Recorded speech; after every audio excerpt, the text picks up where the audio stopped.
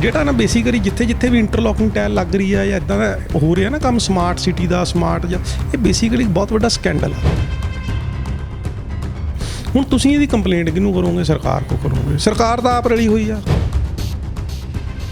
Madam ਜਿੱਦਾਂ ਦਾ ਉਹ drawing ਮੈਂ ਦੇਖਦਾ ਸੜਕ 'ਤੇ ਜਾਂਦੇ ਹੋਏ ਕਿਤੇ ਅੰਦਰ ਚਲਿਆ ਜਾਂਦਾ, ਕੁਛ ਪੋਰਸ਼ਨ ਸੜਕ ਦਾ ਬਾਹਰ ਆ ਜਾਂਦਾ ਹੈ, ਤਾਂ ਇਹਨਾਂ ਨੇ ਕੋਸ਼ਿਸ਼ ਕੀਤੀ ਹੋਈ ਸੀ ਪਾਰਕਿੰਗ ਦੇਈਏ ਵਹੀਕਲ ਦੀ ਦਿਸ ਦੈਟ, ਲੇਕਿਨ ਇਹ ਡਿਜ਼ਾਈਨ ਟੋਟਲ ਫੇਲ ਆ।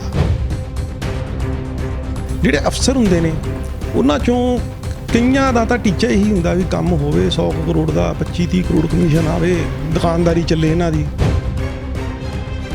ਕਰਕੇ। ਹਾਂਜੀ ਸਰ, ਯੈਸ ਸਰ, ਬਹੁਤ ਵਧੀਆ ਸਰ, ਵੈਰੀ ਨਾਈਸ ਸਰ ਕਰਕੇ ਉਹਨਾਂ ਨੇ ਫਟਾਫਟ ਪ੍ਰੋਜੈਕਟ ਗੱਡੀ ਚੜਾ ਦਿੱਤੇ।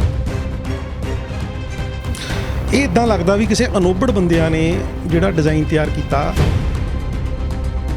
ਸਰਕਾਰ ਦਾ ਕਰੋੜਾਂ ਰੁਪਈਆ ਡਰੇਨ ਆਊਟ ਹੋ ਗਿਆ ਉਸ ਰੋਡ ਦੇ ਉੱਤੇ। ਤੁਸੀਂ ਇੱਕ ਗੱਲ ਬੋਲੀ, ਟੈਕਨੀਕਲ ਗੱਲ ਬੋਲੀ ਕਿ ਜੀ ਪਾਰਕਿੰਗ ਵਾਸਤੇ ਗੱਡੀਆਂ ਪਾਰਕ ਕਰਾਉਣੀਆਂ ਫੁੱਟਪਾਥ 'ਤੇ, ਇੱਦਾਂ ਹੀ ਨਾ ਜੀ। ਅਤੇ ਫਿਰ ਉਹਦਾ ਬਿਲਡਿੰਗਾਂ ਦੀ ਪਾਰਕਿੰਗ ਕਿੱਥੇ ਹੈਗੀ ਹੈ? ਜਦੋਂ ਤੁਸੀਂ ਸਮਾਰਟ ਰੋਡ ਬਣਾ ਰਹੇ ਸੀ, ਸਭ ਤੋਂ ਪਹਿਲਾਂ ਤੁਹਾਨੂੰ ਬਿਲਡਿੰਗ ਸਟਰਕਚਰਸ ਸਮਾਰਟ ਬਣਾਉਣੇ ਚਾਹੀਦੇ ਸੀ। ਅੱਜ ਦੀ ਡੇਟ ਦੇ ਵਿੱਚ ਪੂਰੇ ਹਿੰਦੁਸਤਾਨ ਦੇ ਵਿੱਚ ਕਿਤੇ ਵੀ ਚੱਲ ਜਾਓ ਤੁਸੀਂ, ਸੜਕਾਂ ਚੌੜੀਆਂ ਹੋ ਰਹੀਆਂ ਨੇ ਕਿ ਭੀੜੀਆਂ ਹੋ ਰਹੀਆਂ ਨੇ? ਮੈਨੂੰ ਦੱਸੋ। ਹੁਣ ਜੇ ਕੋਈ ਪੋਲੀਟੀਕਲ ਲੋਕ ਇਹ ਸੋਚਦੇ ਨੇ ਵੀ ਹੁਣ ਅਸੀਂ ਇੰਟਰਲੋਕਿੰਗ ਟਾਈਲਾਂ ਲਵਾ ਕੇ ਔਰ ਜਿਹੜੇ ਸਮਾਰਟ ਮਾਰਕੀਟਾਂ ਬਣਾ ਕੇ ਅਸੀਂ ਜਿੱਤ ਹਾਸਲ ਕਰ ਲਾਂਗੇ, ਸਰਕਾਰ ਬਣਾ ਲਾਂਗੇ, ਉਹ ਪੋਸੀਬਲ ਨਹੀਂ ਹੈਗਾ। ਇੱਕ ਤੁਸੀਂ ਰਿਕਸ਼ੇ ਵਾਲੇ ਨੂੰ ਵੀ ਲੈ ਜਾਓ, ਉਹ ਵੀ ਕਹੇਗਾ ਜੀ ਇਹ ਠੀਕ ਨਹੀਂ ਬਣੀ। ਇੱਕ ਬੰਦਾ ਜਿਹਦੇ ਪਹਿਲਾਂ ਹੀ ਰੇਮੰਡ ਦਾ ਸੂਟ ਪਾਇਆ ਹੋਇਆ, ਤੁਸੀਂ ਉਹਦਾ ਲਵਾ ਕੇ ਰੇਮੰਡ ਦਾ ਸੂਟ ਤੇ ਤੁਸੀਂ ਉਹਨੂੰ ਅਮਰੀਕਾ ਤੋਂ 30,000 ਰੁਪਏ ਮੀਟਰ ਵਾਲਾ ਕੱਪੜਾ ਲਵਾ ਕੇ ਪਵਾ ਕੇ ਦੇ ਰਹੇ ਹੋ, ਤਾਂ ਉਹ ਹੋ ਗਿਆ ਉਸ ਉੱਥੇ ਹਾਲ। ਜਿਹੜਾ ਉਹਦਾ ਕੋਈ ਸੜਕ ਦੀ ਕੰਡੀਸ਼ਨ ਮਾੜੀ ਹੋ ਸਕਦੀ ਆ, ਪਰ ਉਹ ਰੋਡ ਦੀ ਚੌੜਾਈ ਨੂੰ ਤਾਂ ਕੁਛ ਨਹੀਂ ਸੀ ਹੋਇਆ। ਤੁਸੀਂ ਜੋ ਰਿਪੇਅਰ ਕਰਵਾਉਣੀ ਹੈ ਰਿਪੇਅਰ ਕਰਵਾ ਲਓ, ਔਰ ਇਹ ਪੈਸਾ ਉਹਨਾਂ ਟੁੱਟੀਆਂ ਸੜਕਾਂ ਦੇ ਉੱਤੇ ਲਾਓ ਜਿੱਥੇ ਲੋਕ ਕਲਪਦੇ ਆ ਰੋਜ਼, ਜਿੱਥੇ ਲੋਕਾਂ ਦੇ ਸਿਰ ਫੁੱਟਦੇ ਆ, ਗੱਡੀਆਂ ਫੁੱਟਦੀਆਂ ਜਿਨ੍ਹਾਂ ਦੀਆਂ, ਜਿੱਥੇ ਲੋੜ ਹੈ ਅਸਲ ਸੜਕਾਂ ਬਣਨ ਦੀ, ਉੱਥੇ ਤੁਸੀਂ ਪੈਸੇ ਲਾ ਨਹੀਂ ਰਹੇ। ਆਹ ਗਿੱਲ ਰੋਡ ਦੀ ਆਈ, ਉਹ ਤੁਹਾਨੂੰ ਦਿਖਾਇਆ ਕਿੰਨੇ ਟੋਏ ਪਏ ਹੋਏ ਆ, ਤੁਹਾਡੀ ਓਵਰਲਾਕ ਰੋਡ 'ਤੇ ਕਿੰਨੇ ਟੋਏ ਪਏ ਹੋਏ, ਲੋਕ ਕਿੰਨੇ ਪਰੇਸ਼ਾਨ ਨੇ।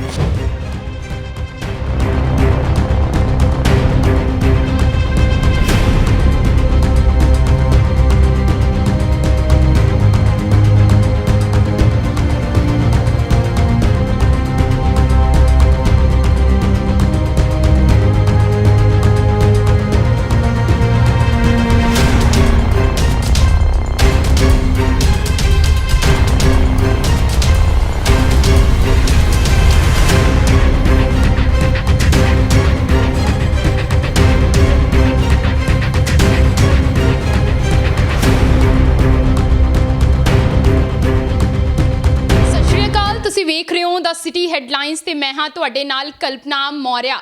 ਮਲਹਾਰ ਰੋਡ ਨੂੰ ਸਮਾਰਟ ਰੋਡ ਬਣਾਉਣ ਦੇ ਲਈ ਪ੍ਰੋਜੈਕਟ ਜਿਹੜਾ ਹੈ ਕਾਫੀ ਲੰਬੇ ਸਮੇਂ ਪਹਿਲਾਂ ਹੀ ਸ਼ੁਰੂਆਤ ਹੋਈ ਸੀ, ਪਰ ਹੁਣ ਅੱਜ ਦੇ ਟਾਈਮ ਤੇ ਲਗਾਤਾਰ ਮਲਹਾਰ ਰੋਡ ਚਰਚਾ ਦਾ ਵਿਸ਼ਾ ਬਣੀ ਹੋਈ ਹੈ, ਵਿਵਾਦਾਂ 'ਚ ਘਿਰਦੀ ਨਜ਼ਰ ਆ ਰਹੀ ਹੈ। ਕਾਰਨ ਕੀ ਹੈ? ਕਿਉਂਕਿ ਲਗਾਤਾਰ ਜੋ ਉੱਥੇ ਡਿਵੈਲਪਮੈਂਟ ਦੇ ਨਾਮ ਤੇ ਜੋ ਵੀ ਚੀਜ਼ਾਂ ਹੋਈਆਂ ਨੇ ਉਸ ਨੂੰ ਲੈ ਕੇ ਹਰ ਕਿਸੇ ਵੱਲੋਂ ਜਿਹੜੇ ਹੈ ਵੱਡੇ ਸਵਾਲ ਖੜੇ ਕੀਤੇ ਜਾ ਰਹੇ ਨੇ। ਬਿਲਕੁਲ ਜਾਣਕਾਰੀ ਤੁਹਾਨੂੰ ਵੀ ਮਿਲੀ ਹੈ ਕਿ ਕਿਸ ਤਰੀਕੇ ਨਾਲ ਮਲਹਾਰ ਰੋਡ ਦੀ, ਜਿਸ ਦੀ ਚੌੜਾਈ ਪਹਿਲਾਂ 50 ਫੁੱਟ ਹੁੰਦੀ ਸੀ, ਪਰ ਕਿਉਂਕਿ ਉੱਥੇ ਜਿਹੜਾ ਹੈ ਫੁੱਟਪਾਥ, ਸਾਈਕਲਿੰਗ ਟਰੈਕ, ਪਾਰਕਿੰਗ ਬਣਾਉਣ ਦੇ ਕਰਕੇ ਹੁਣ ਉਸ ਦੀ ਜਿਹੜੀ ਚੌੜਾਈ ਹੈ ਮਹਿਜ 23-24 ਫੁੱਟ ਰਹਿ ਗਈ ਹੈ, ਜਿਸ ਦੇ ਕਰਕੇ ਇਸ ਨੂੰ ਲੈ ਕੇ ਵੱਡੇ ਸਵਾਲ ਖੜੇ ਹੋ ਰਹੇ ਨੇ ਕਿ ਡਿਵੈਲਪਮੈਂਟ ਦੇ ਨਾਮ ਤੇ ਸੜਕ ਦਾ ਇਸ ਤਰੀਕੇ ਦਾ ਹਾਲ ਕਿਉਂ ਕਰ ਦਿੱਤਾ ਗਿਆ ਹੈ। ਤੇ ਅੱਜ ਅਸੀਂ ਇਸੇ ਮੁੱਦੇ ਤੇ ਦੁਬਾਰਾ ਜਿਹੜੀ ਹੈ ਗੱਲਬਾਤ ਕਰਨ ਜਾ ਰਹੇ ਹਾਂ, ਜਾਣਾਂਗੇ ਕਿ ਕਿਸ ਤਰੀਕੇ ਨਾਲ ਇਸ ਸਮਾਰਟ ਰੋਡ ਦੇ ਪ੍ਰੋਜੈਕਟ ਨੂੰ ਕਿਸ ਤਰੀਕੇ ਨਾਲ ਦੇਖਿਆ ਜਾਵੇ, ਇਹ ਕਿਵੇਂ ਜਿਹੜਾ ਹੈ ਸਮਾਰਟ ਰੋਡ ਬਣਾਉਣ ਦੇ ਲਈ ਇਹੋ ਜਿਹੀ ਕੋਸ਼ਿਸ਼ਾਂ ਜਿਹੜੀਆਂ ਕੀਤੀਆਂ ਜਾ ਰਹੀਆਂ ਨੇ। ਅੱਜ ਸਾਡੇ ਨਾਲ ਮੌਜੂਦ ਨੇ ਆਰਟੀਆਈ ਐਕਟਿਵਿਸਟ ਰੋਹਿਤ ਸੱਭਰਵਾਲ ਜੀ, ਉਹਨਾਂ ਨਾਲ ਗੱਲਬਾਤ ਕਰ ਲੈਂਦੇ ਹਾਂ। ਸਰ, ਲੁਧਿਆਣਾ ਦੀ ਮਲਹਾਰ ਰੋਡ ਦੀ ਜੇ ਅਸੀਂ ਸ਼ੁਰੂਆਤ ਦੇ ਵਿੱਚ ਮਲਹਾਰ ਰੋਡ ਤੋਂ ਗੱਲ ਕਰ ਰਹੇ ਹਾਂ ਕਿ ਉਸ ਨੂੰ ਸਮਾਰਟ ਰੋਡ ਬਣਾਉਣ ਦੇ ਲਈ ਬੜੇ ਜ਼ੋਰਾਂ ਸ਼ੋਰਾਂ ਦੇ ਨਾਲ ਪ੍ਰੋਜੈਕਟ ਦੀ ਸ਼ੁਰੂਆਤ ਕੀਤੀ, ਕੰਮ ਜਿਹੜਾ ਹੈ ਕਾਫੀ ਹੱਦ ਤੱਕ ਕੰਪਲੀਟ ਹੁੰਦਾ ਵੀ ਨਜ਼ਰ ਆ ਰਿਹਾ, ਪਰ ਸਭ ਤੋਂ ਵੱਡਾ ਸਵਾਲ ਜੋ ਖੜਾ ਕੀਤਾ ਜਾ ਰਿਹਾ, ਤੁਹਾਨੂੰ ਕੀ ਲੱਗਦਾ ਹੈ ਕਿ ਜੋ ਉਸਦੇ ਹਾਲਾਤ ਨੇ ਇਸ ਟਾਈਮ ਦੇਖਣ ਨੂੰ ਜਿਵੇਂ ਦੀ ਲੱਗ ਰਹੀ ਹੈ, ਤੁਹਾਨੂੰ ਲੱਗਦਾ ਹੈ ਕਿ ਉਹ ਸਮਾਰਟ ਰੋਡ ਬਣ ਕੇ ਤਿਆਰ ਹੋ ਗਈ ਹੈ? ਮੈਡਮ ਜਿੱਦਾਂ ਦਾ ਉਹ ਡਰਾਇੰਗ ਮੈਂ ਦੇਖਦਾ ਸੜਕ 'ਤੇ ਜਾਂਦੇ ਹੋਏ ਕਿਤੇ ਅੰਦਰ ਚਲਿਆ ਜਾਂਦਾ, ਕੁਛ ਪੋਰਸ਼ਨ ਸੜਕ ਦਾ ਬਾਹਰ ਆ ਜਾਂਦਾ ਹੈ, ਤਾਂ ਇਹਨਾਂ ਨੇ ਕੋਸ਼ਿਸ਼ ਕੀਤੀ ਹੋਈ ਸੀ ਪਾਰਕਿੰਗ ਦੇਈਏ ਵਹੀਕਲ ਦੀ ਦਿਸ ਦੈਟ, ਲੇਕਿਨ ਇਹ ਡਿਜ਼ਾਈਨ ਟੋਟਲ ਫੇਲ ਆ। ਇਹ ਇੱਦਾਂ ਲੱਗਦਾ ਵੀ ਕਿਸੇ ਅਨੋਬੜ ਬੰਦਿਆਂ ਨੇ ਜਿਹੜਾ ਡਿਜ਼ਾਈਨ ਤਿਆਰ ਕੀਤਾ, ਔਰ ਸਰਕਾਰ ਦੇ ਜਾਂ ਪੋਲੀਟੀਕਲ ਬੰਦਿਆਂ ਦੇ ਅਫਸਰਾਂ ਨੇ ਆਪਣੇ ਕਮਿਸ਼ਨਾਂ ਦੇ ਚੱਕਰ ਦੇ ਵਿੱਚ ਪੋਲੀਟੀਕਲ ਬੰਦਿਆਂ ਨੇ ਆਪਣੀ ਵੋਟਾਂ ਦੇ ਚੱਕਰ ਦੇ ਵਿੱਚ ਫਟਾਫਟ ਸੜਕ ਬਣਵਾਉਣ ਦੀ ਕੀਤੀ ਔਰ ਸਰਕਾਰ ਦਾ ਕਰੋੜਾਂ ਰੁਪਈਆ ਡਰੇਨ ਆਊਟ ਹੋ ਗਿਆ ਉਸ ਰੋਡ ਦੇ ਉੱਤੇ। ਤੁਸੀਂ ਜਦੋਂ ਸ਼ੁਰੂਆਤ ਕੀਤੀ ਸੀ ਤੁਸੀਂ ਇੱਕ ਗੱਲ ਬੋਲੀ, ਟੈਕਨੀਕਲ ਗੱਲ ਬੋਲੀ ਕਿ ਜੀ ਪਾਰਕਿੰਗ ਵਾਸਤੇ ਗੱਡੀਆਂ ਪਾਰਕ ਕਰਾਉਣੀਆਂ ਫੁੱਟਪਾਥ 'ਤੇ, ਇੱਦਾਂ ਹੀ ਨਾ ਜੀ। ਅਤੇ ਫਿਰ ਉਹਨਾਂ ਬਿਲਡਿੰਗਾਂ ਦੀ ਪਾਰਕਿੰਗ ਕਿੱਥੇ ਹੈਗੀ ਆ? ਤੁਸੀਂ ਮੈਨੂੰ ਦੱਸੋ ਵੀ ਉਹ ਥੱਲੇ ਬਿਲਡਿੰਗਾਂ ਦੇ ਵਿੱਚ ਤਾਂ ਖੁੱਲ੍ਹ ਗਏ ਸ਼ੋਅਰੂਮ, ਉਹ ਬਿਲਡਿੰਗਾਂ ਦੀ ਪਾਰਕਿੰਗ ਕਿੱਥੇ ਗਈ? ਠੀਕ ਹੈ, ਪਹਿਲੀ ਗੱਲ ਤੁਸੀਂ ਇਹ ਕੰਸੀਡਰ ਕਿਉਂ ਨਹੀਂ ਕੀਤਾ ਜਦੋਂ ਤੁਸੀਂ ਸਮਾਰਟ ਰੋਡ ਬਣਾ ਰਹੇ ਸੀ? ਸਭ ਤੋਂ ਪਹਿਲਾਂ ਤੁਹਾਨੂੰ ਬਿਲਡਿੰਗ ਸਟਰਕਚਰਸ ਸਮਾਰਟ ਬਣਾਉਣੇ ਚਾਹੀਦੇ ਸੀ ਵੀ ਜਿਹਦੀ ਪਾਰਕਿੰਗ ਸੀ ਉਹਨੂੰ ਰੀਸਟੋਰ ਕਰਾਉਣੀ ਚਾਹੀਦੀ ਸੀ। ਦੈਨ ਤੁਹਾਨੂੰ ਇੱਕ ਰੀਜ਼ਨੇਬਲ ਫੁੱਟਪਾਥ ਕੋਈ ਜੋ 4 ਫੁੱਟ ਦਾ ਜਾਂ 5 ਫੁੱਟ ਦਾ ਹੁੰਦਾ ਉਹ ਦੇਣਾ ਚਾਹੀਦਾ ਸੀ। ਜੇ ਸਾਈਕਲਿੰਗ ਟਰੈਕ ਵੀ ਬਣਾਉਣਾ ਤਾਂ 6 ਫੁੱਟ ਦਾ ਦੇਣਾ ਚਾਹੀਦਾ ਸੀਗਾ। ਇਹਦਾ ਮਤਲਬ ਇਹ ਨਹੀਂ ਸੀਗਾ ਵੀ ਤੁਸੀਂ 25 ਫੁੱਟ ਸੜਕ ਜਿਹੜੀ ਆ ਉਹਦੇ ਵਿੱਚੋਂ ਇੰਟਰਲੋਕਿੰਗ ਟਾਇਲ ਬਣਾ ਕੇ ਖਾ ਜਾਓ। ਅੱਜ ਦੀ ਡੇਟ ਦੇ ਵਿੱਚ ਪੂਰੇ ਹਿੰਦੁਸਤਾਨ ਦੇ ਵਿੱਚ ਕਿਤੇ ਵੀ ਚਲ ਜਾਓ ਤੁਸੀਂ, ਸੜਕਾਂ ਚੌੜੀਆਂ ਹੋ ਰਹੀਆਂ ਨੇ ਕਿ ਭੀੜੀਆਂ ਹੋ ਰਹੀਆਂ ਨੇ? ਮੈਨੂੰ ਦੱਸੋ। ਇਹ ਸਾਡੇ ਲੁਧਿਆਣਾ ਨਗਰ ਨਿਗਮ ਦਾ ਇੱਕ ਅਨੋਖਾ ਕਾਰਨਾਮਾ। ਤੁਸੀਂ ਦਿੱਲੀ ਚਲ ਜਾਓ, ਰਾਜਸਥਾਨ ਚਲ ਜਾਓ, ਯੂਪੀ ਚਲ ਜਾਓ, ਸਾਰੇ ਪਾਸੇ ਸਾਡੇ ਸੜਕਾਂ 4 ਲੇਨ ਲਾ ਰਹੇ ਆ ਜੀ, 6 ਲੇਨ ਲਾ ਰਹੇ ਆ। ਟ੍ਰੈਫਿਕ ਮੈਡਮ ਡੇ ਬਾਈ ਡੇ ਵੱਧ ਰਿਹਾ ਇਸ ਸੜਕ ਦੇ ਉੱਤੇ। ਹੁਣ ਮੈਂ ਪਿਛਲੇ 2-3 ਦਿਨ ਤੋਂ ਲਗਾਤਾਰ ਨਿਕਲ ਰਹੇ ਹਾਂ ਔਰ ਲੋਕ ਇੰਨਾ ਪਰੇਸ਼ਾਨ ਹੋ ਰਹੇ ਆ ਜਾਮ ਦੇ ਕਰਕੇ ਕਿ ਉਹਨਾਂ ਦਾ ਬੱਸ ਨਹੀਂ ਚੱਲ ਰਿਹਾ। ਹੁਣ ਜੇ ਕੋਈ ਪੋਲੀਟੀਕਲ ਲੋਕ ਇਹ ਸੋਚਦੇ ਨੇ ਵੀ ਹੁਣ ਅਸੀਂ ਇੰਟਰਲੋਕਿੰਗ ਟਾਈਲਾਂ ਲਵਾ ਕੇ ਔਰ ਜਿਹੜੇ ਸਮਾਰਟ ਮਾਰਕੀਟਾਂ ਬਣਾ ਕੇ ਅਸੀਂ ਜਿੱਤ ਹਾਸਲ ਕਰ ਲਾਂਗੇ, ਸਰਕਾਰ ਬਣਾ ਲਾਂਗੇ, ਉਹ ਪੋਸੀਬਲ ਨਹੀਂ ਹੈਗਾ। ਦੇਖੋ ਪਤਾ ਕੀ ਗੱਲ ਆ, ਕਿਉਂਕਿ ਅਸਲ ਮੁੱਦੇ ਤਾਂ ਕੁਝ ਹੋਰ ਸੀਗੇ, ਉਹ ਅਸਲ ਮੁੱਦੇ ਤਾਂ ਰਹਿਣੇ ਆ। ਤੁਸੀਂ ਕੰਮ ਕਰਾਓ, ਕੰਮ ਡਿਵੈਲਪਮੈਂਟ ਦੇ ਕੰਮ ਕਰਾਉਣ 'ਚ ਕੋਈ ਦਿੱਕਤ ਨਹੀਂ ਹੈਗੀ, ਲੇਕਿਨ ਇਸ ਡਿਵੈਲਪਮੈਂਟ ਦੇ ਕੰਮ ਦੇ ਵਿੱਚ ਕੀ ਹੈ, ਜਿਹੜੇ B&R ਦੇ ਕੁਛ ਇੱਕ ਅਧਿਕਾਰੀ ਨੇ ਜਿਹੜੇ ਭ੍ਰਿਸ਼ਟ ਨੇ, ਉਹ ਆਪਣੇ 20-25-30% ਕਮਿਸ਼ਨ ਦੇ ਚੱਕਰ ਦੇ ਵਿੱਚ ਐਸੀ ਤੈਸੀ ਫੇਰੀ ਜਾ ਰਹੇ ਹੈਗੇ ਆ। ਦੂਜਾ, ਮੈਨੂੰ ਇੱਕ ਦੱਸੋ ਵੀ ਇਸ ਮਲਹਾਰ ਰੋਡ ਨੂੰ ਇੱਕ ਤੁਸੀਂ ਰਿਕਸ਼ੇ ਵਾਲੇ ਨੂੰ ਵੀ ਲੈ ਜਾਓ, ਉਹ ਵੀ ਕਹੇਗਾ ਜੀ ਇਹ ਠੀਕ ਨਹੀਂ ਬਣੀ। ਪਹਿਲੀ ਗੱਲ ਤਾਂ ਸਾਡੀ ਜਿਹੜੀ ਇਹ ਰੋਡ ਹੈ ਇਹ ਆਲਰੇਡੀ ਸਮਾਰਟ ਸੀ। ਇਹਨੂੰ ਕੀ ਪ੍ਰੋਬਲਮ ਹੋਈ ਸੀ ਸਾਨੂੰ ਨਹੀਂ ਸਮਝ ਆਉਂਦੀ ਸੀ। ਰੋਜ਼ ਲੰਘਦੇ ਸੀ ਸੜਕ 'ਤੇ, ਕੀ ਪ੍ਰੋਬਲਮ ਹੋਈ ਸੀ? ਤੁਸੀਂ ਇੰਟਰਲੋਕਿੰਗ ਲਵਾਉਣੀ ਸੀ, ਤੁਸੀਂ 5-6 ਫੁੱਟ 'ਤੇ ਪੇਵਰ ਲਵਾ ਕੇ ਇੰਟਰਲੋਕਿੰਗ ਟਾਇਲ ਲਵਾ ਦਿੰਦੇ। ਇੱਕ ਬੰਦਾ ਜਿਹਦੇ ਪਹਿਲਾਂ ਹੀ ਰੇਮੰਡ ਦਾ ਸੂਟ ਪਾਇਆ ਹੋਇਆ, ਤੁਸੀਂ ਉਹਦਾ ਲਵਾ ਕੇ ਰੇਮੰਡ ਦਾ ਸੂਟ ਤੇ ਤੁਸੀਂ ਉਹਨੂੰ ਅਮਰੀਕਾ ਤੋਂ 30,000 ਰੁਪਏ ਮੀਟਰ ਵਾਲਾ ਕੱਪੜਾ ਪਵਾ ਕੇ ਦੇ ਰਹੇ ਹੋ, ਤਾਂ ਉਹ ਹੋ ਗਿਆ ਉੱਥੇ ਹਾਲ ਵੀ ਆਲਰੇਡੀ ਉਹ ਰੋਡ ਦੀ, ਚਲੋ ਜਿਹੜਾ ਉਹਦਾ ਕੋਈ ਸੜਕ ਦੀ ਕੰਡੀਸ਼ਨ ਮਾੜੀ ਹੋ ਸਕਦੀ ਆ, ਪਰ ਉਹ ਰੋਡ ਦੀ ਚੌੜਾਈ ਨੂੰ ਤਾਂ ਕੁਛ ਨਹੀਂ ਸੀ ਹੋਇਆ। ਇਹਦੇ ਕੰਸੀਕੁਐਂਸਿਸ ਉੱਥੋਂ ਦੇ ਦੁਕਾਨਦਾਰਾਂ ਨੂੰ ਭੁਗਤਣੇ ਪੈਣੇ ਆ। ਕਸਟਮਰ ਨੇ ਗੱਡੀ ਰੋਕਣ ਲੱਗੇ 100 ਵਾਰੀ ਸੋਚਣਾ। ਮੈਂ ਤੁਹਾਨੂੰ ਦੱਸਦਾ, ਇਹ ਅੱਜ ਉਹਨਾਂ ਨੂੰ ਨਹੀਂ ਲੱਗ ਰਿਹਾ ਦੁਕਾਨਦਾਰਾਂ ਨੂੰ ਵੀ ਸਾਡੇ ਬਿਜ਼ਨਸ 'ਤੇ ਇਫੈਕਟ ਪੈਣਾ, ਲੇਕਿਨ ਤੁਸੀਂ 4-6 ਮਹੀਨੇ ਰੁਕੋ। ਮੇਰੇ ਵਰਗਾ ਬੰਦਾ ਵੀ ਕੋਈ ਗੱਡੀ ਚੀਜ਼ ਲੈਣ ਜਾਂਦਾ, ਅਗਲਾ ਯਾਰ ਕਿੱਥੇ ਗੱਡੀ ਲਾਊਂਗਾ, ਰਹਿਣ ਦੇ।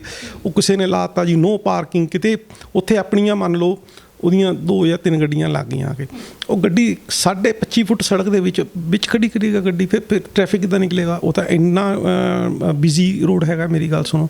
ਸੋ ਸਾਰੀਆਂ ਇਹ ਮਤਲਬ ਜਿਹੜਾ ਨਾ ਬੇਸਿਕਲੀ ਜਿੱਥੇ ਵੀ ਇੰਟਰਲੋਕਿੰਗ ਟਾਇਲ ਲੱਗ ਰਹੀ ਆ ਜਾਂ ਇੱਦਾਂ ਦਾ ਹੋ ਰਿਹਾ ਨਾ ਕੰਮ ਸਮਾਰਟ ਸਿਟੀ ਦਾ, ਸਮਾਰਟ ਜਾਂ, ਇਹ ਬੇਸਿਕਲੀ ਬਹੁਤ ਵੱਡਾ ਸਕੈਂਡਲ ਆ। ਹੁਣ ਤੁਸੀਂ ਇਹਦੀ ਕੰਪਲੇਂਟ ਕਿਹਨੂੰ ਕਰੋਗੇ? ਸਰਕਾਰ ਕੋ ਕਰੋਗੇ। ਸਰਕਾਰ ਤਾਂ ਆਪ ਰਲੀ ਹੋਈ ਆ, ਠੀਕ ਆ। ਵਿਜੀਲੈਂਸ ਕੋ ਜਾਓਗੇ, ਵਿਜੀਲੈਂਸ ਵੀ ਇਹਨਾਂ ਦੀ ਹੋਈ ਆ।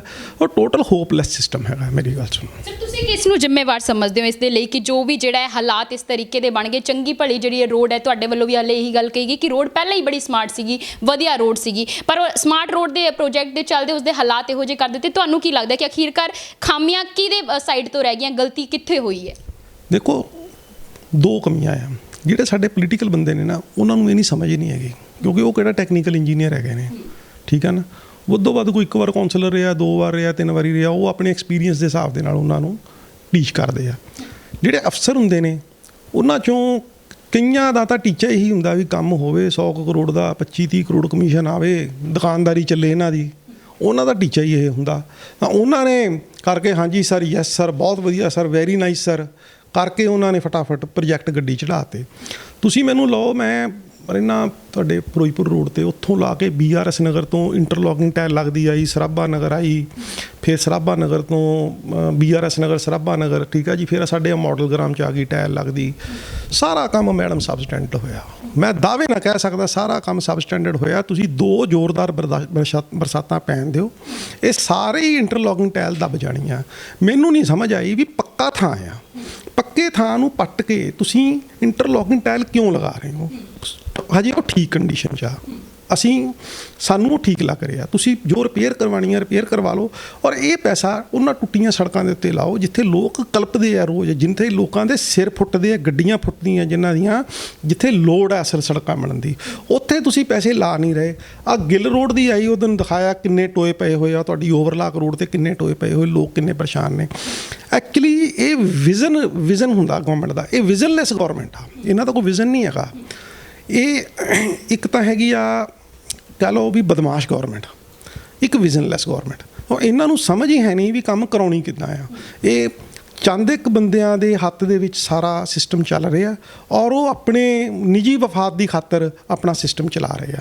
ਮੈਂ ਇੱਥੇ ਬਾਹਰ ਇੰਟਰਲੋਕਿੰਗ ਟਾਇਲ ਲੱਗ ਰਹੀ ਸੀ, ਹੁਣੇ ਮੈਂ ਕਮਿਸ਼ਨਰ ਸਾਹਿਬ ਨੂੰ ਵੀ ਫੋਨ ਕੀਤਾ ਕਾਰਪੋਰੇਸ਼ਨ ਦੇ, ਇੱਕ ਲਾਈਵ ਵੀਡੀਓ ਵੀ ਬਣਾਇਆ। ਉਹ ਮਿਸਤਰੀ ਕੋਲੇ ਮਿੱਟੀ ਕੁੱਟਣ ਦੇ ਲਈ ਦੁਰਮਟ ਨਹੀਂ ਸੀਗਾ। ਜਦੋਂ ਮੈਂ ਮਿਸਤਰੀ ਨੂੰ ਪੁੱਛਿਆ, ਕਹਿੰਦਾ ਜੀ ਮੈਂ ਕਈ ਵਾਰੀ ਮੰਗ ਚੁੱਕਾ ਤੇ ਮੈਨੂੰ ਦੁਰਮਟ ਨਹੀਂ ਦਿੰਦੇ। ਹੁਣ ਤੁਸੀਂ ਮੈਨੂੰ ਦੱਸੋ ਵੀ ਜਦੋਂ ਮਿੱਟੀ ਇੱਦਾਂ ਆ, ਜਦੋਂ ਉਹਦੇ ਤੇ ਵੱਜ ਕੇ ਕੰਪੈਕਸ਼ਨ ਨਹੀਂ ਹੋਏਗੀ, ਪ੍ਰੋਪਰ ਮਿੱਟੀ ਸੈੱਟ ਨਹੀਂ ਹੋਏਗੀ, ਠੀਕ ਹੈ, ਉਹਦੀਆਂ ਲੇਅਰਸ ਸੈੱਟ ਨਹੀਂ ਹੋਣਗੀਆਂ, ਤੇ ਉਹਨੇ ਇੱਦਾਂ ਰੱਖਤੀ ਟਾਇਲ, ਬਰਸਾਤ ਪਈ, ਮਿੱਟੀ ਥੱਲੇ ਦੱਬੀ, ਨਾਲ ਹੀ ਟਾਇਲ ਦੱਬ ਗਈ। ਉਲਟਾ ਕੀ ਹੋਇਆ, ਪਾਣੀ ਖੜਨਾ ਸ਼ੁਰੂ ਹੋ ਗਿਆ। ਸਾਡੀ ਮਾਡਲ ਗ੍ਰਾਮ ਰੋਡ ਦੇ ਤਾਂ ਮੈਂ ਇਹਨੂੰ ਇੱਥੇ ਰਹਿੰਦੇ ਮੇਰਾ ਖਿਆਲ 20 ਸਾਲ ਹੋ ਗਏ, ਸਾਨੂੰ ਤਾਂ ਕਦੇ 1% ਪ੍ਰੋਬਲਮ ਨਹੀਂ ਆਈ। ਮੈਨੂੰ ਤਾਂ ਲੱਗਦਾ ਨਹੀਂ ਸੀ ਵੀ ਇੱਥੇ 1% ਵੀ ਸਾਡੇ ਪਾਣੀ ਖੜਦਾ। ਕਿਤੇ ਇੰਟਰਲੋਕਿੰਗ ਟਾਇਲ ਪੱਟ ਕੇ ਤੁਹਾਨੂੰ ਲਾਉਣ ਦੀ ਲੋੜ ਸੀ, ਪਤਾ ਨਹੀਂ ਕਿੰਨੇ ਲੱਖਾਂ ਰੁਪਈਆ ਡਰੇਨ ਆਊਟ ਹੋ ਗਿਆ। ਇਹ ਤਾਂ ਸਿਰਫ ਚੰਦ ਇੱਕ ਪੋਲੀਟੀਸ਼ੀਅਨ ਇਹ ਸਾਬਤ ਕਰਨਾ ਚਾਹੁੰਦੇ ਆ ਵੀ ਅਸੀਂ ਬਹੁਤ ਜ਼ਿਆਦਾ ਡਿਵੈਲਪਮੈਂਟ ਕਰਾਤੀ ਆ, ਤੇ ਡਿਵੈਲਪਮੈਂਟ ਦੇ ਆਧਾਰ 'ਤੇ ਅਸੀਂ ਵੋਟਾਂ ਮੰਗਾਂਗੇ। ਉਹ ਤੁਸੀਂ ਵੋਟਾਂ ਮੰਗੋਗੇ ਡਿਵੈਲਪਮੈਂਟ ਦੇ ਆਧਾਰ ਦੇ ਉੱਤੇ, ਬਾਕੀ ਜਿਹੜੀ ਬੇਅਦਬੀ ਵਾਲਾ ਤੇ ਉਹਦਾ ਵੀ ਤਾਂ ਜਵਾਬ ਦੇਣਾ ਪੈਣਾ ਨਾ ਤੁਹਾਨੂੰ। ਉਹ ਤਾਂ ਪੋਲੀਟੀਕਲ ਮੁੱਦੇ ਅਲੱਗ ਨੇ, ਜਾਂ ਨਸ਼ੇ ਦਾ ਮੁੱਦਾ ਅਲੱਗ ਹੈ। ਸੋ ਇਹ ਸਾਰਾ ਬੇਸਿਕਲੀ ਹੌਚ-ਪੌਚ ਕੀਤਾ ਪਿਆ ਜੀ ਇਹਨਾਂ ਨੇ। ਸਰ ਇੱਕ ਗੱਲ ਹੁੰਦੀ ਹੈ, ਹਲੇ ਪਹਿਲਾਂ ਵੀ ਤੁਹਾਡੇ ਵੱਲੋਂ ਜਿਹੜੀ ਇਹ ਗੱਲ ਵੀ ਕਹੀ ਗਈ ਕਿ ਇੱਕ ਰਿਕਸ਼ਾ ਵਾਲਾ ਵੀ ਨਾ ਰੋਡ ਤੇ ਚਲਾ ਜਾਏ ਤੇ ਉਸ ਨੂੰ ਵੀ ਖਾਮੀਆਂ ਨਜ਼ਰ ਆ ਜਾਣਗੀਆਂ ਕਿ ਇੱਥੇ ਕੁਝ ਤਾਂ ਗੜਬੜ ਹੈ, ਰੋਡ ਜਿਹੜੀ ਹੈ ਸਹੀ ਤਰੀਕੇ ਨਾਲ ਨਹੀਂ ਬਣ ਕੇ ਤਿਆਰ ਹੋ ਰਹੀ ਹੈ। ਇਹ ਖਾਮੀਆਂ ਹਰ ਇੱਕ ਆਮ ਵਿਅਕਤੀ ਨੂੰ ਨਜ਼ਰ ਆ ਜਾਂਦੀ। ਪਰ ਇੱਥੇ ਸੋਚਣ ਵਾਲੀ ਗੱਲ ਇਹ ਹੁੰਦੀ ਹੈ ਕਿ ਜੋ ਚਾਹੇ MLA ਹੋਣ, ਨਗਰ ਨਿਗਮ ਦੇ ਅਧਿਕਾਰੀ ਹੋਣ, ਸਮੇਂ-ਸਮੇਂ ਤੇ ਦੌਰਾ ਕਰਨ ਲਈ ਪਹੁੰਚਦੇ ਨੇ ਜਦ ਵੀ ਕੋਈ ਪ੍ਰੋਜੈਕਟ ਚੱਲ ਰਿਹਾ ਹੁੰਦਾ ਹੈ, ਫੋਟੋਆਂ ਵੀ ਕਰਵਾਈਆਂ ਜਾਂਦੀਆਂ, ਤੇ ਉਹਨਾਂ ਦਾ ਧਿਆਨ ਕਿਉਂ ਨਹੀਂ ਜਾਂਦਾ, ਉਹਨਾਂ ਨੂੰ ਉਹ ਖਾਮੀਆਂ ਕਿਉਂ ਨਜ਼ਰ ਨਹੀਂ ਆਉਂਦੀਆਂ? ਮੈਡਮ ਬੇਸਿਕਲੀ ਤੁਸੀਂ ਨਾ ਕਾਰਪੋਰੇਸ਼ਨ ਦੀ ਕੋਈ ਬ੍ਰਾਂਚ ਲਾ ਲਓ, ਕਾਰਪੋਰੇਸ਼ਨ ਦੀਆਂ ਜਿਹੜੀਆਂ ਬ੍ਰਾਂਚਿਸ ਨੇ ਨਾ ਲੋਕਾਂ ਨੂੰ ਪਰੇਸ਼ਾਨ ਕਰਨ ਲਈ ਹੈਗੀਆਂ। ਹੁਣ ਠੀਕ ਆ, ਮੈਂ ਤੁਹਾਨੂੰ ਐਗਜ਼ਾਮਪਲ ਦੇਣਾ ਛੋਟੀ ਜਿਹੀ। ਮੈਂ ਕਾਰਪੋਰੇਸ਼ਨ ਨੂੰ ਇਹ ਪੁੱਛਿਆ ਵੀ ਤੁਸੀਂ ਪਿਛਲੇ ਪੌਣੇ 3 ਸਾਲਾਂ ਦੇ ਵਿੱਚ ਲੁਧਿਆਣੇ ਦੇ ਵਿੱਚ ਕਿੰਨੇ ਬਿਲਡਿੰਗ ਮੈਪ ਅਪਰੂਵ ਕੀਤੇ। ਜੋ ਟੈਂਟੇਬਲੀ ਫਿਗਰ ਮੇਰੇ ਸਾਹਮਣੇ ਆਇਆ ਜੀ, ਕਹਿੰਦੇ ਲੈਸ ਦੈਨ 2000, ਪੌਣੇ 3 ਸਾਲਾਂ 'ਚ 2000 ਤੋਂ ਜ਼ਿਆਦਾ ਘੱਟ ਨਕਸ਼ਾ। ਪੰਜਾਬ ਮਿਊਨਿਸਪਲ ਐਕਟ ਦਾ ਪ੍ਰੋਵੀਜ਼ਨ ਇਹ ਕਹਿੰਦਾ ਕਿ ਪਹਿਲਾਂ ਤੁਸੀਂ ਬਿਲਡਿੰਗ ਦਾ ਨਕਸ਼ਾ ਪਾਸ ਕਰਾਉਣਾ, ਬਿਲਡਿੰਗ ਠੀਕ ਨਹੀਂ ਬਣ ਰਹੀ ਫਿਰ ਥੋੜ੍ਹਾ ਚਲਾਨ ਹੋਏਗਾ। ਇੱਥੇ ਉਲਟਾ, ਉਹ ਕਹਿੰਦੇ ਪਹਿਲਾਂ ਚਲਾਨ ਪਵਾ ਲਾ, ਨਕਸ਼ੇ ਨੂੰ ਛੱਡ, ਠੀਕ ਹੈ ਨਾ।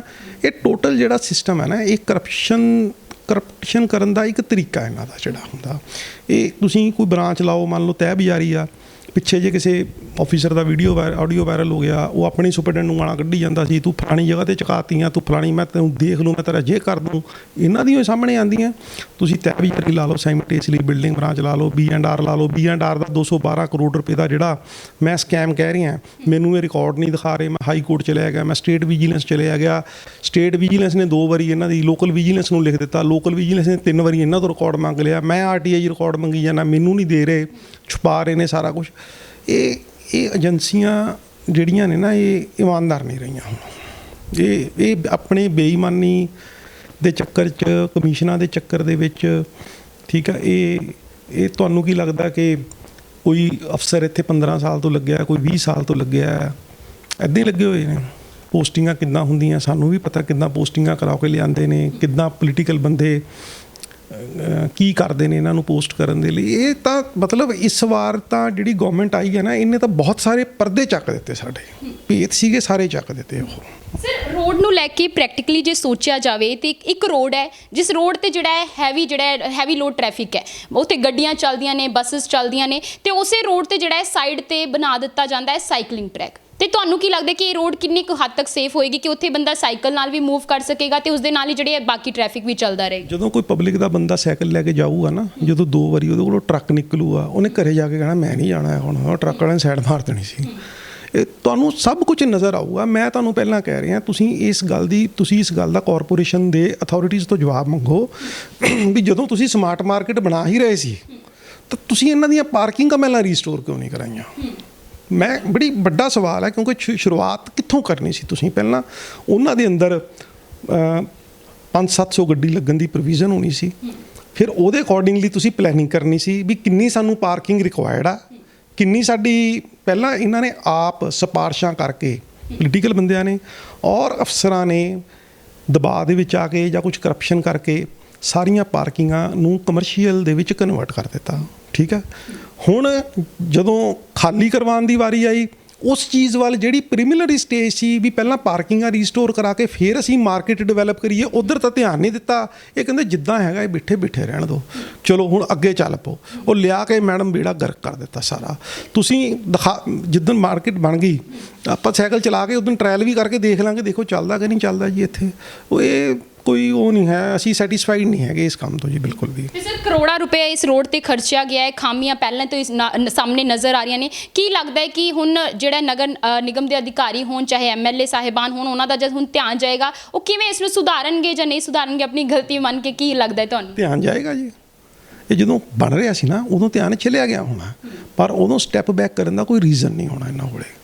ਔਰ ਦੇਖੋ ਬੜੀ ਗਲਤ ਗੱਲ ਇਹ ਵੀ ਹੈ ਵੀ ਕਿਸੇ ਰੈਜ਼ੀਡੈਂਟ ਨੇ ਉੱਠ ਕੇ ਓਬਜੈਕਸ਼ਨ ਵੀ ਨਹੀਂ ਫਾਈਲ ਕੀਤਾ। ਜਦੋਂ ਬਣ ਰਿਹਾ ਸੀ ਤਾਂ ਸ਼ਹਿਰ ਦੇ ਜੋ ਪੜ੍ਹੇ ਲਿਖੇ ਬੰਦੇ ਨਿਕਲਦੇ ਨੇ, ਇੰਜੀਨੀਅਰ ਨਿਕਲਦੇ ਨੇ, ਉਹਨਾਂ ਨੂੰ ਉਦੋਂ ਮੌਕੇ ਦੇ ਉੱਤੇ ਓਬਜੈਕਸ਼ਨ ਫਾਈਲ ਕਰਨਾ ਚਾਹੀਦਾ ਸੀ ਵੀ ਆਹ ਕੰਮ ਤੁਹਾਡਾ ਗਲਤ ਹੋ ਰਿਹਾ, ਇਹਨੂੰ ਕੰਮ ਨੂੰ ਬੰਦ ਕਰੋ, ਇਹਨੂੰ ਥੋੜ੍ਹਾ ਠੀਕ ਕਰੋ। ਉਦੋਂ ਕਿਸੇ ਨੇ ਓਬਜੈਕਸ਼ਨ ਨਹੀਂ ਫਾਈਲ ਕੀਤਾ। ਹੁਣ ਅੱਜ ਜਦੋਂ ਕੰਮ 90% ਜਾਂ 80% ਪੂਰਾ ਹੋ ਗਿਆ, ਠੀਕ ਹੈ ਜੀ, ਉਦੋਂ ਅੱਜ ਸਾਰੀ ਪਬਲਿਕ ਵੀ ਰੌਲਾ ਪਾ ਰਹੀ ਹੈ, ਗਲਤ ਹੋ ਰਿਹਾ। ਹੋਇਆ ਵੀ ਹੈ, ਲੋਕਾਂ ਦੀਆਂ ਗੱਡੀਆਂ ਵੀ ਫੁੱਟ ਰਹੀਆਂ ਨੇ, ਕਦੇ ਕਦੇ ਬੰਪਰ ਫੁੱਟਦਾ, ਕਦੇ ਕੋਈ ਪਿੱਛੋਂ ਮਾਰ ਜਾਂਦਾ, ਹੋ ਵੀ ਰਿਹਾ ਆ।